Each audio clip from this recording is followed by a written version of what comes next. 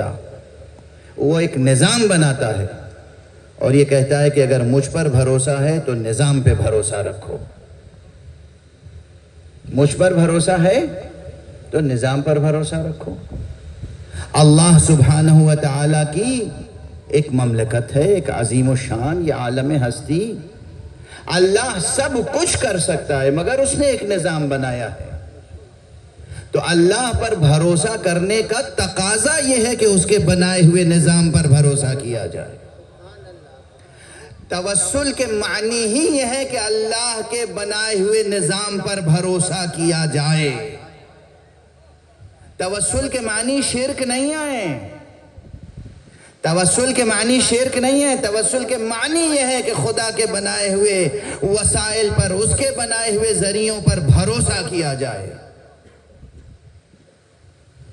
اور اسی لیے عرض کیا کرتا ہوں اکثر کہ توحید کے مسائل میں، باب توحید میں شاید عام لوگوں کے لیے سب سے مشکل مسئلہ توسل ہے، سمجھ میں نہیں آتا، آسانی سے سمجھ میں نہیں آتا، اور اس میں کوئی مسلکی فرق نہیں ہے۔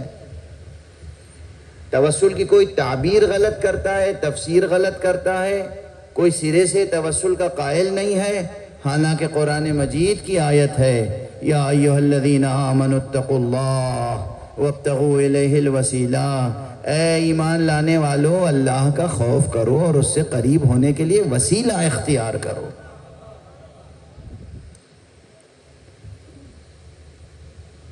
وقت ختم ہوا چلا جا رہا ہے اور ذہن میں کچھ باتیں آتی چلی جا رہی ہیں۔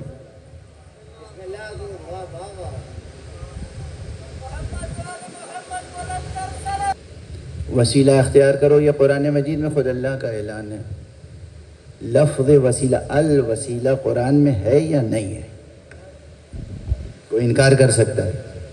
اچھا، اب اس وسیلے کا ترجمہ کیا کیا جائے؟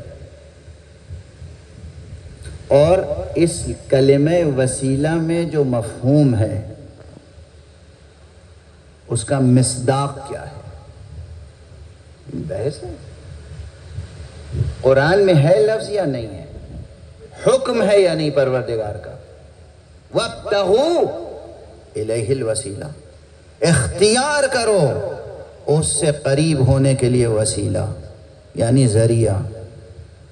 یہی تو ایک کلمہ وسیلہ ایک مفہوم ہے عام کہ اللہ سبحانہ و تعالیٰ سے نزدیک ہونے کے لیے ذریعہ اختیار کرو۔ اچھا، اس ذریعے کا تعین کون کرے گا؟ ایک مفہوم تو آ گیا، کانسیپٹ تو آ گیا، وہ آبجیکٹ، وہ مصداق، اس کا تعین کون کرے گا؟ کون بتائے گا کہ یہ ہے ذریعہ اور یہ نہیں ہے ذریعہ؟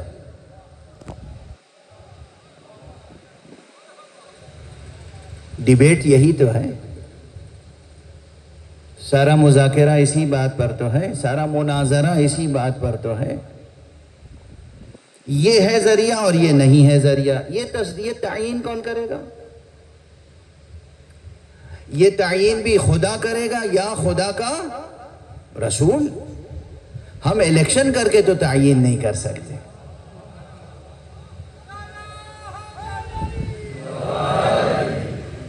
اللہ سے قریب ہونے کے لیے وسیلہ کیا ہو؟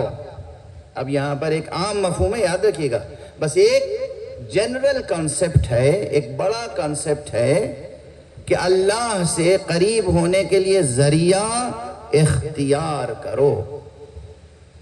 علماء تشریف فرمائیں، وابتغوا کے کیا معنی ہے؟ ذریعہ اختیار کرو یا ذریعہ انتخاب کرو؟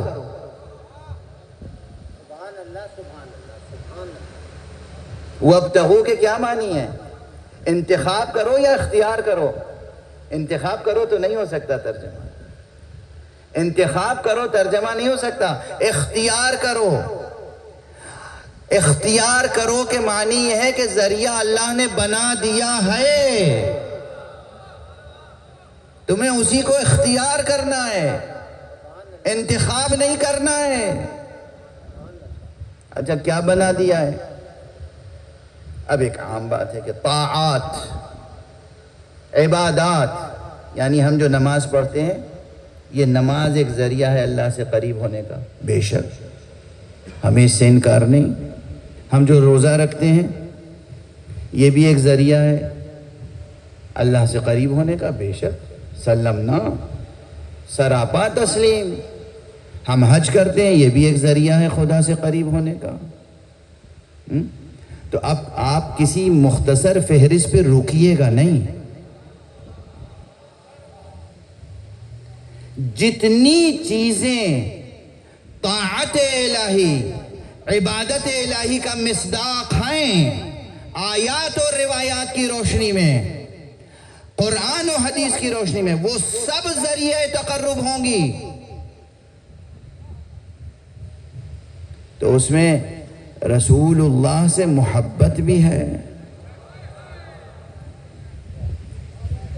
اس میں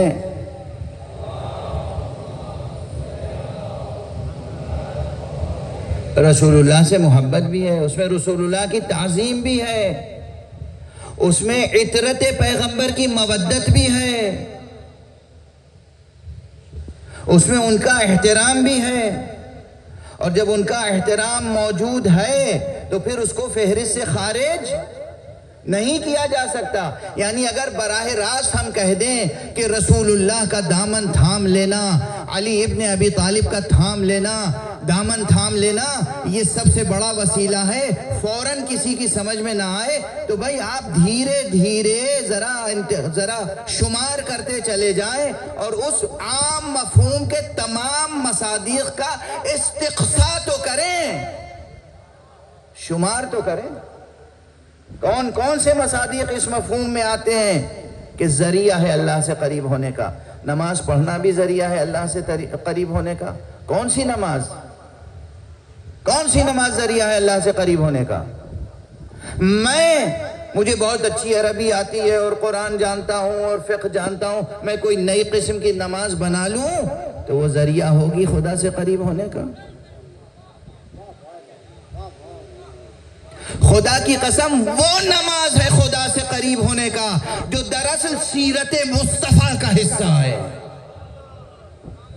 کیا ہے نماز؟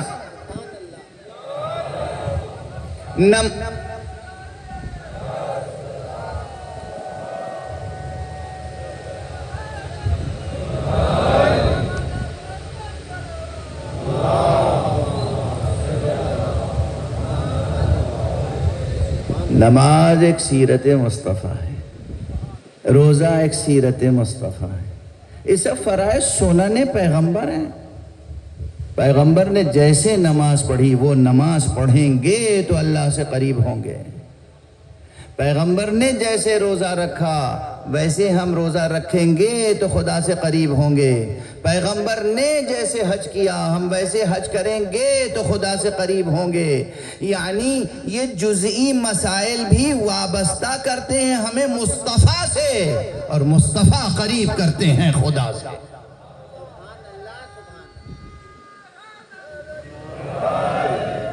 اور اس کے علاوہ حقیقت نماز کیا ہے؟ کیا ہے حقیقت نماز؟ عمل مصطفیٰ ہے حقیقت نماز۔ اصلاً وابستگی ہے، آپ کی آواز پر آواز دینا ہے حقیقت نماز۔ مشہور روایت ہے، ایک شخص مسجد میں داخل ہوا اور نماز پڑھی اس نے۔ حضور دیکھ رہے ہیں کہ نماز پڑھ رہا ہے، حضور نے اس کا نام لے کے آواز دی، اس نے حضور کی آواز پہ آواز نہیں دی، نماز پڑھتا رہا۔ حضور نے پھر آواز دی، پھر اس نے آواز پہ آواز نہیں دی، خاموش ہو گئے رسول۔ جب اس نے نماز پڑھ لی اپنی دانست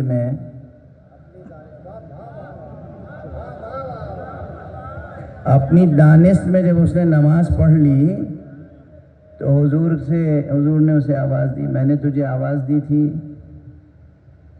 متوجہ نہیں ہوا، ملتفت نہیں ہوا؟ کہا یا رسول اللہ نماز پڑھ رہا تھا۔ کہا تجھے نماز سکھائی کس نے ہے؟ نماز سکھائی کس نے ہے؟ اس روایت کی روشنی میں، اور تنہا یہ ایک روایت نہیں ہے، نہ جانے اور کتنی روایتیں جن کی روشنی میں اس کا خلاصہ میں عرض کر رہا ہوں کہ نماز کی حقیقت، بہت سی کتابیں لکھی گئی ہیں اسرار صلاۃ پر، عرفاء نے، علماء نے اسرار صلاۃ پر بہت سی کتابیں لکھی. شہید ثانی کی اسرار الصلاۃ ہے، حضرت امام خمینی کی اسرار الصلاۃ ہے، جناب آیت اللہ نجف آبادی کی اسرار الصلاۃ ہے، علامہ آیت اللہ ملا صدرہ کی اسرار، کتنے عرفاء علماء کی اسرار الصلاۃ کے عنوان پہ کتابیں ہیں، وہ سب اپنی جگہ. لیکن ایک فقرہ عرض کر رہا ہوں، بہت سے احادیث اور روایات کی روشنی میں سب سے بڑا سر نماز یہ ہے